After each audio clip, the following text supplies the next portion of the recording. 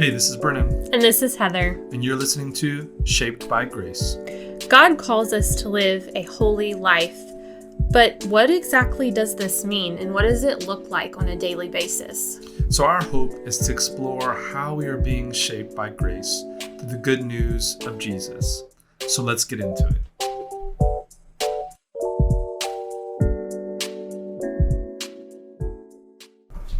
Hey everybody, welcome to our second episode of Shaped by Grace. If you listened to our podcast last week, welcome back. If this is your first time listening, welcome. And we hope that you enjoy this episode. Just so you know, if this is your first time listening to our podcast, we do have our last week's episode on different platforms such as Spotify and a few others. Podcast.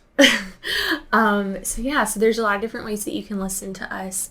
And last week's episode was just an introduction of what we want to talk about each week and what we're wanting to do. But this week, we decided that we wanted to talk about what is the Sabbath, how to prepare for the Sabbath, and why is the Sabbath important.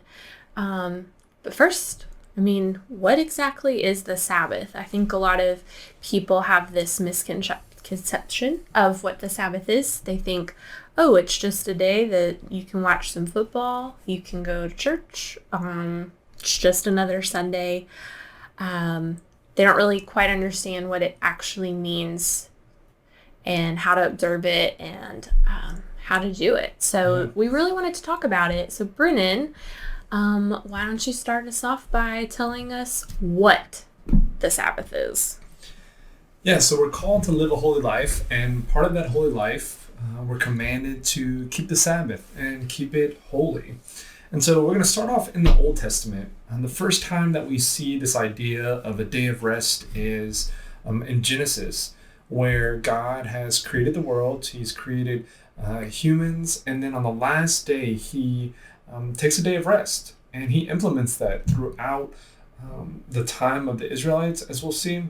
But he wants mankind to just stop working, to rest, to dwell, and to settle, and to know him. And so after Genesis, we see Adam and Eve get kicked out of the garden, and sin has entered the world, and things are kind of messed up. And so later on in Exodus, we see the Israelites are enslaved by Egypt. God rescues them. He pulls them out. They're no longer slaves, but they've been slaves for so long that God gives them these commandments to teach them what it means to be his people. And so one of those commandments is to keep the Sabbath and to keep it holy, to remember that day of rest. I would like to point out that if you look at the Ten Commandments, it's really interesting how this commandment has a lot more description to it than the other ones. Yeah. Like the first three commandments, God is explaining what exactly these commandments mean. And then the other ones, it's just very straightforward. You should not commit murder. You should not commit adultery. But remembering the Sabbath, it actually has several verses that go with it. And so I think that's a sign to us that, hey, this is a really important commandment that you need to keep. Yeah, and in this verse, it's pretty interesting because he says, hey, in 6 days you shall labor and then do no work. And then he reminds them of the creation story of God working 6 days. He reminds them why man was created, to honor God, to be in the presence of God, to lean into him. And I think that was really good for the Israelites. They've been enslaved for a long time. They need that reminder of who God is. And so not only in the Ten Commandments do we see this theme of rest. We see this theme of rest and actually the number 7. God had given this commandment on the seventh day, or he gave rest on the seventh day after his work, but he's also given on the seventh year, the Israelites were to give rest to the land because the land was affected by the fall. And so the land is actually groaning and moaning and trying are looking forward to the day that Jesus comes back and recreates this world. And so God even gives the land a year of rest. Yes, and then we also see other laws given about the Sabbath, but then we also see that there's festivals that have to do with it. But then the year of Jubilee, that's a really important festival for the Israelites, where it's kind of a culmination of the sevens. And this is when slaves were freed, prisoners were freed, debts were forgiven. It was this symbolic way of showing rest, of peace, of unification, of that, how 7 represents perfection and the healing that comes from rest. And so it's really cool how even their festivals, even their celebrations have to do with the Sabbath, have to do with this rest that God has given us. And it's just a glimpse of what's to come, because in the garden, Adam and Eve were able to rest with they were God. In the presence of God. You can't get more rest than that. and that's what God, there's this reoccurring theme of God pointing backwards and forward to eternity. He's pointing forward to even the New Testament, to Jesus, as we'll see later, that Jesus calls himself the Sabbath, that you find true rest in Jesus. And so we see the prophets, they're pointing towards Jesus during times that Israel was enslaved and reminding them of the future rest that they were to have in Jesus and in heaven and eternity. And so I think that's a perfect segue. In the next segment, we're going to talk about what did Jesus say about the Sabbath? Did he actually take a Sabbath? And so we'll find out in the next segment. Stick around.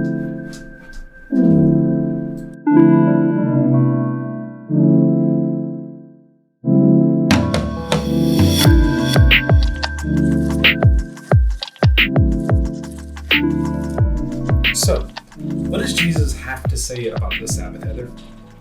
So it's really interesting because we see in the Old Testament, we see all of these laws regarding the Sabbath and how to keep it.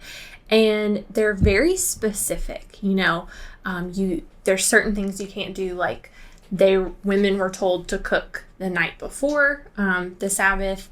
Like you have to get all of your work done. You can't even turn on light candles. It's very no fires, no cooking. There's a lot of preparation that goes into celebrating this day. Yeah, and so you pretty much were told you can't really do a whole lot because God wanted them to rest. He wanted them to remember and keep it holy.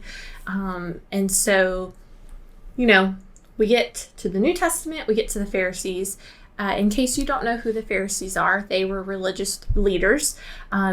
And there's also the Sadducees, but they know the Old Testament, the law, backwards and forwards, and they're sticklers about it. And obviously they didn't like Jesus because Jesus was not what they expected.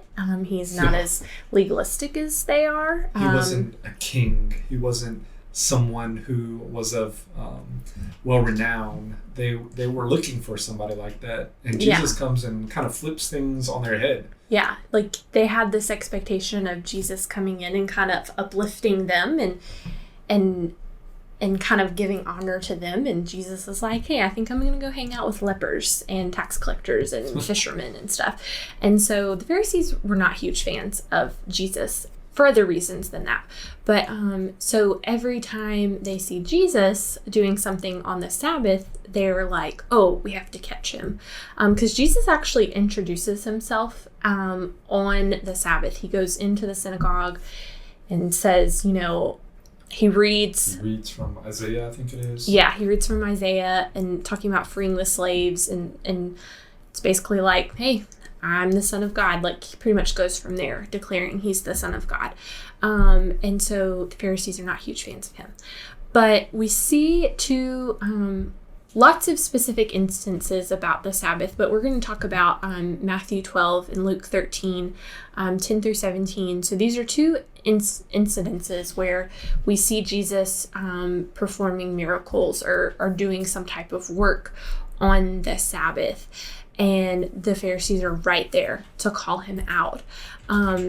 Unfortunately, the Pharisees were so focused on the Sabbath, like the literal side of the Sabbath, meaning that you can't do anything at all, rather than focusing on the Sabbath is supposed to be about keeping it holy and worshiping the Lord and being unified with him. They'd forgotten it, Man, they must have been miserable. They're just like following Jesus around looking for reasons to nitpick. Yeah, it's all about rules with them, and it's not about actually honoring and worshiping God. And so Jesus comes. So in chapter 12, they're in the grain fields. The disciples are hungry, so they begin to pick some heads of grain and they eat it. The Pharisees, of course, are like, Jesus, look what the disciples are doing. It kind of reminds me of like second grade tattletale kids, like on the recess playground, like teacher, like poking them. Jimmy, he picked up the ball and he threw it away, and now I don't have the ball. That's what they sound like a lot of the time. And Jesus is like, hey, David, like when they were hungry, they went and ate some consecrated bread, but that was only for the priests, but they ate bread. And then he's like, but haven't you also done all these other things on the Sabbath? But he says that he is the Lord of the Sabbath. And that obviously does not sit well with them. And then we also see Jesus heal on the Sabbath. And that also does not sit well with them. Yeah, they didn't like that. And he even asked them, is it lawful to heal on the Sabbath? Or they asked him that. And he said to them, if any of you has a sheep and it falls into a pit on the Sabbath, will you not take hold of it and lift it out? How much more valuable is a person than a sheep? Therefore, it is lawful to do good on the Sabbath. Yeah, I think he like kind of picks their pockets here because this man with the shriveled hand, he wasn't useful to the Pharisees. And so Jesus turns it on them and he's like, hey, if one of your livestock, which is your livelihood, is your wealth, if one of those were to fall in a pit, wouldn't you save that? Yeah, because it lines your pockets. Like, that's important to you. And isn't it a person even more important? Somebody who's made in the image of God. Yeah. And I think it's important too to point out, Jesus says, therefore it is lawful to do good on the Sabbath. Jesus mentions many times about how he gives life. And so we have to acknowledge that when we see Jesus healing, he's giving new life to people. He's drawing people closer to God rather than the Pharisees who are legalistic and probably pushing people away. They don't feel like they're good enough to come into this relationship to God because of X, Y, and Z that the Pharisees are putting onto them. Yeah, and I mean, Jesus came so we could have life. And so he keeps showing that over and over and over, and the Pharisees just don't get it. But I think we can pretty much sum up what Jesus is saying, that we have to see the Sabbath day as something that's life-giving, because that's what Jesus did. He gave new life to us. And I think that's good for us, because it's not just another checkbox. It's not, oh, we went to church, oh, now we're going to go home and chill on the couch. Like, it's useful. God doesn't give us laws that are just nitpicky. Like, he gives us rules, or he gives us these things like the Sabbath that are good for us. Yeah, and so I think that's a good segue into like why the Sabbath is important, because we see Jesus healing, we see Jesus giving life. The Sabbath is good. Like, it is good for us. It is meant to be good for us. It's not meant to be this day where, we just sit back, relax, like Brennan was saying, just go to church, check off our boxes. have people over, watch football, all that stuff. The Sabbath is about resting in what Christ has done for us, and ultimately waiting for the true rest that will come once we get to heaven. Yeah, I like how Mark puts it in Mark chapter 12, verse 27. And this is Jesus, and he's saying the Sabbath was made for man, not man for the Sabbath. So the Son of Man is Lord even of the Sabbath. And it's interesting because we see this even in the creation story, that the Sabbath was created after man. It wasn't like Jesus created the Sabbath and then created man because man was good for the Sabbath. Mm-hmm. He does it in the reverse order of creating the Sabbath after man because he knows that this is going to be good for man, that this is going to be life-giving and draw that relationship of God and man closer together. Yeah, and Jesus in Matthew 11, starting in verse 28, Jesus says, "Come to me, all of you who are weary and carry heavy burdens, and I will give you rest. Take my yoke upon you. Let me teach you, because I am humble and gentle. You will find rest for your souls. For my yoke fits perfectly, and the burden I give you is light." And so I think we need to be reminded of that. I think the Sabbath helps us to remember that what Christ has done for us and how we have rest in him. Yeah. So in Hebrews chapter 4, just to kind of continue talking off of what Jesus says about coming to him for rest, the only way you're going to get rest from Christ is if you actually follow him. And I think that's important for us to say, because, Jesus says, like, you have to follow him, that you have to, deny yourself, pick up your cross and follow him. And that's the only way that we're going to get that true rest. And Hebrews 4 kind of reminds us of that if you are not following Christ, that you will not get to experience the rest that comes from Christ, the rest that comes ultimately from heaven. And so, yeah, I think that's a really good point to say. And sometimes I feel like the most obvious things are the things that need to be said, because people that are outside of Christ don't experience true rest. It's always finding something else to do, or they'll find rest in vacation, or they'll find rest in self-care. And that's dangerous. That's the Western culture of rest, and that's not what Jesus calls us to do. He calls us to rest in him, not in ourselves, not in the things that we do, not in the things that we've accomplished. It's rest in Jesus. And I think that's this is a perfect time to talk about how do we observe the Sabbath? How do we rest in Jesus? And I think the first thing that we have to do is to stop working. To rest, we have to stop. But it's not just to stop our work as in our daily job where we make money. It's to dwell, to settle, to sit in the presence of God. And there's things that we can do to facilitate that. As the man of the house, as the leader of the family, you have to initiate some of these things. These things take somebody saying something, doing something. Intentionality. Yeah, exactly. You can't just go home after church and watch football and say, "Oh, I'm resting." We're calling out a lot of Southern people right now. Like, I know the Saints are in the playoffs and the Saints are fun to watch, and we can enjoy that. Like, that's part of God's creation, but there needs to be more intentional thought put into how can we honor God, how can we glorify God in this moment. And so I'm gonna let Heather kind of say some things that we do around the house, and we're not perfect by no means. No. There's a lot of times when we have to sit down and talk and say, hey, we're not being intentional with these things. Like, yeah.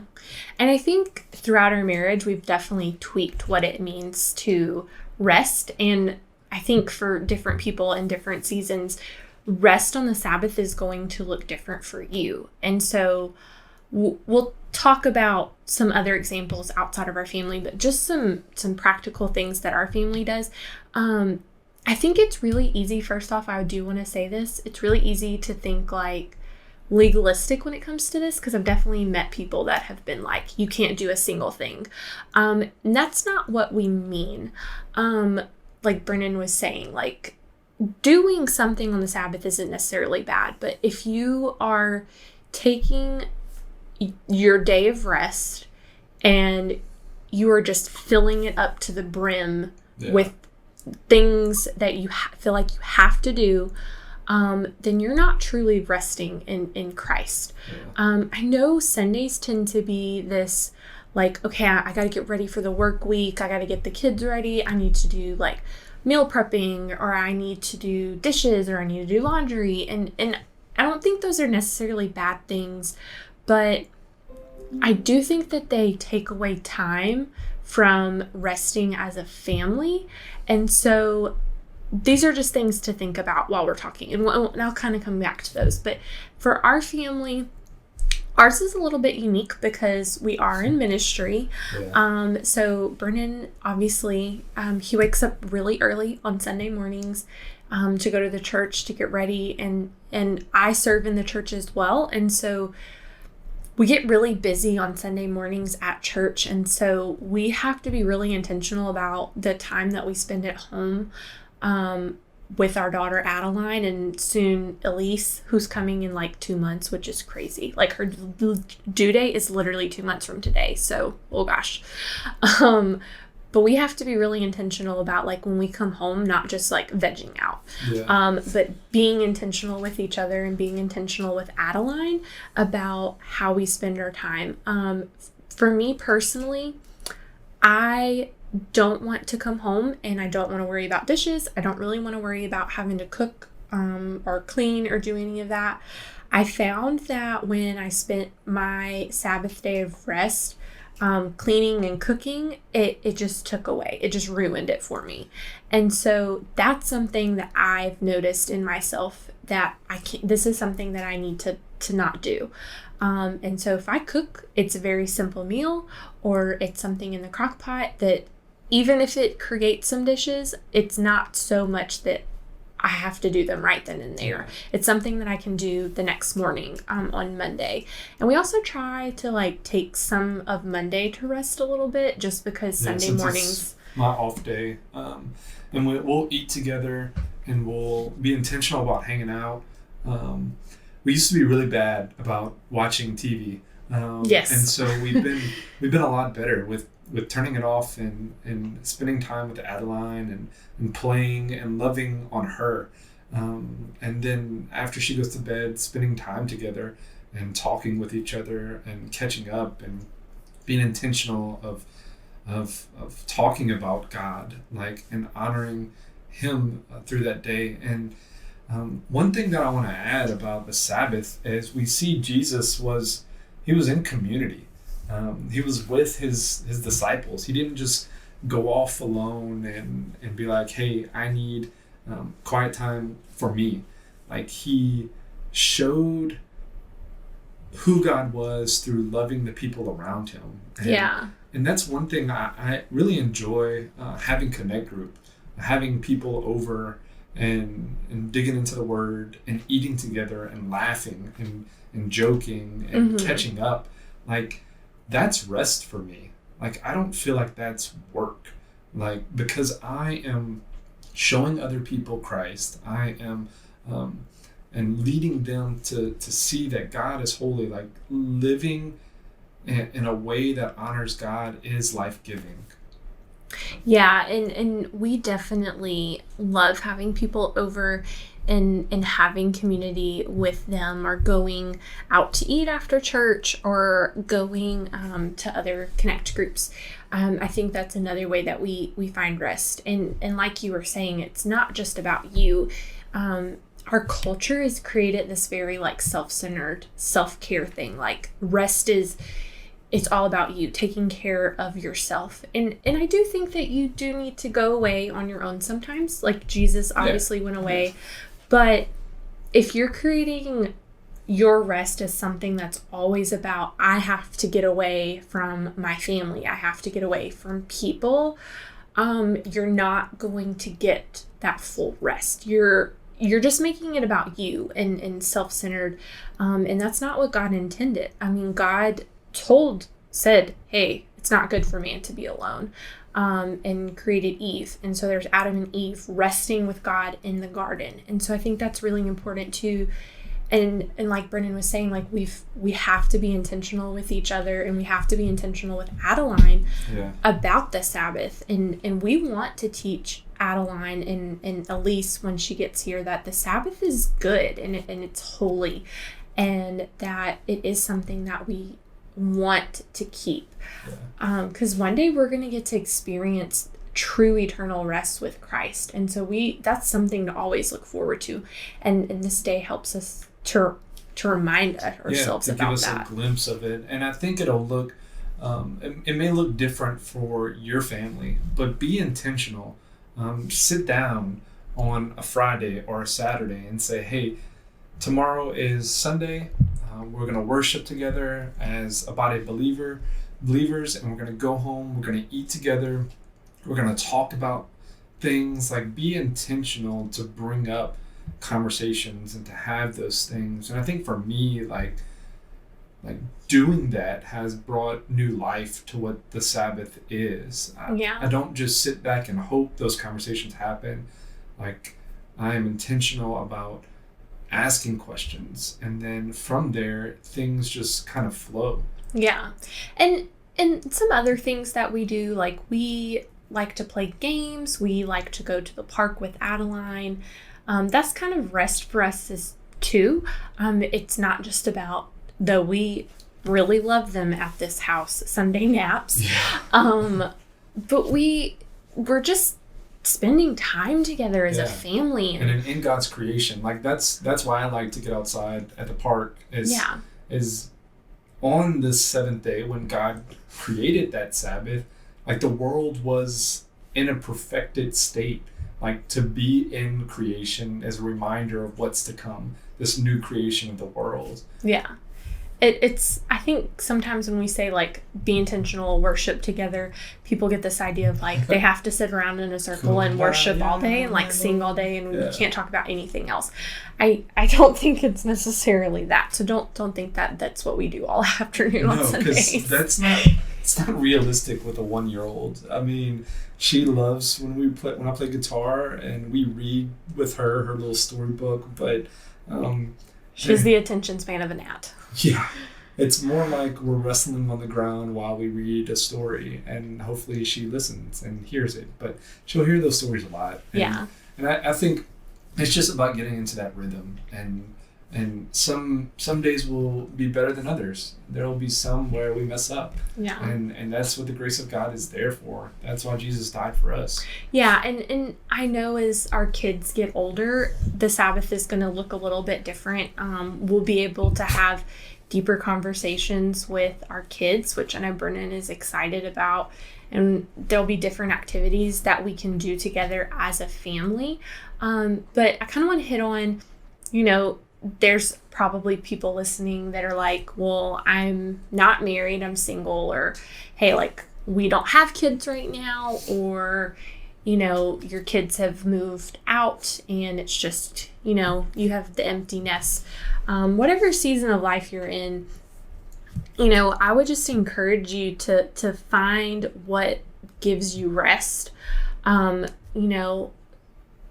being intentional with that. If you're single, find a family. I mean, and honestly, like if you are a family, like take someone in that's single, because I know that single people, they're like, well, I'm just by myself, I'm home alone, like how can I rest with others? How can I rest in community? I think, there was a couple at our old church that took in single people and would invite them to come over on Sundays, spend time with their family, and they were really intentional about that. And so I think that's a really good idea if you're in that stage of life, just to love on single people. Yeah, and if you're in the Shreveport area and you want to hang out, just come knock on our door. We'll hang out with you. It doesn't matter. Yeah. We like to have people over. Yeah. And then,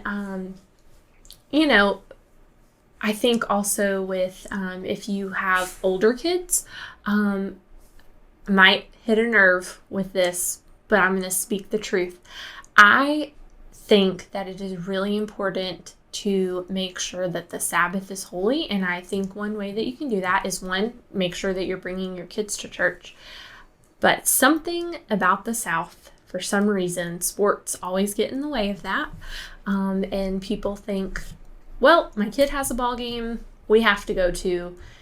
And personally, I just think that that's not honoring the Sabbath. I think if you are putting, even if it's not just sports, it's activities. If you're just, and we can talk about this in a different podcast, so I'm not going to go like super in depth with this.